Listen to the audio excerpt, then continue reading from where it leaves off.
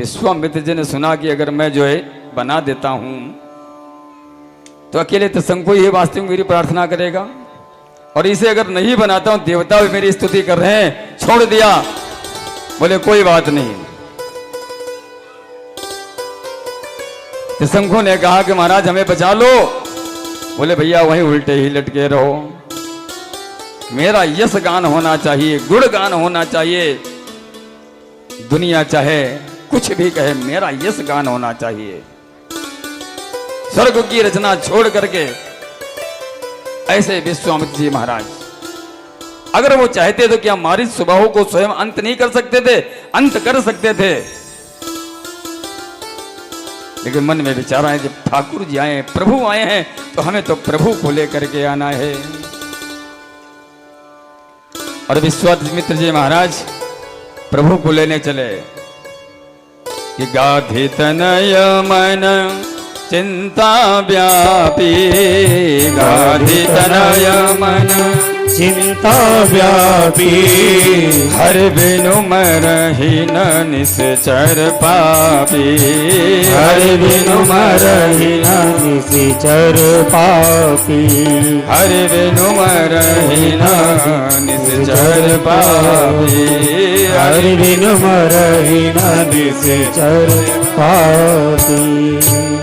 मन में ऐसे व्याप्त हुआ कि महाराज जब प्रभु का जन्म हो गया है तो मुझे जो प्रभु को लाना चाहिए, उनके द्वार पर जाऊंगा, मांगूंगा। यदि मांगने से नहीं देंगे तो जबरदस्ती छीन करके ले आऊंगा, क्योंकि मैं क्षत्रिय हूं। विश्वामित्र जी महाराज चल दिए और विश्वामित्र जी महाराज चलते जा रहे। जैसे अयोध्या में पहुंचे, सरयू के पावन भूमि पर पहुंचे, दशरथ जी महाराज को पता चला, सूचना हो गई कि विश्वामित्र जी महाराज पधारे हैं। पुरोहितों के साथ में आकर के विश्वामित्र जी महाराज का पूजन किया, चरण प्रक्षालन किया, अपने महल में ले गए और विविध भांति उनका भोजन करवाया, उनको विश्राम कराया। और विश्राम करा करके जैसे ही बैठे तो बैठने के बाद पूछने लगे कि प्रभु, वैसे तो धृष्टता है वो आपसे पूछना कि आपका आगमन किस कारण से हुआ है।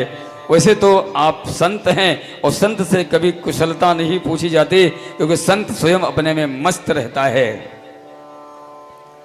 लेकिन महाराज मैं आपसे पूछना चाहता हूं कि ही कारण आगमन तुम्हारा, के ही कारण आगमन तुम्हारा, कहो सो करत न लावहूं बारा, कहो सो करत न लावहूं बारा। श्री राम जय राम जय जय राम, श्री राम जय राम जय जय राम, श्री राम जय राम जय जय राम, श्री राम जय राम जय जय राम। कि महाराज आप किस कारण से आए हैं?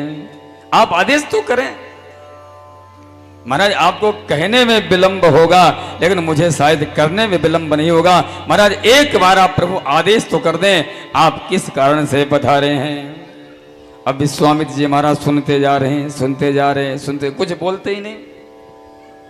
जब कई बार दशरथ जी ने बूझ लिया तो विश्वामित्र जी महाराज ऊपर सिंहासन से उतरे, राजा के चरणों में बैठ गए और बैठ करके रोने लगे। और ऐसे रुदन कर रहे, ऐसे रोते जा रहे, रोते जा रहे, रोते जा रहे। दशरथ जी ने बूझा कि महाराज क्या बात है, मेरे से ही कोई ऐसा गलत शब्द भूल गया जो आपको नहीं बूझना चाहिए था, मुझसे अपराध हो गया कि महाराज आप क्यों रुदन करें, क्यों रो रहे हैं। विश्वामित्र जी रोते जा रहे, रोते जा रहे, बोलते ही नहीं। वशिष्ठ जी ने आकर के कुछ धैर्य दिया कि महाराज क्या बात है, क्यों रो, तो बताओ तो। विश्वामित्र जी महाराज बोलते हैं कि असुर समूह सतावै मोहि, असुर समूह सतावै मोहि, जाचन आयो रखतो ही, मैं जाचन आयो रखतो ही।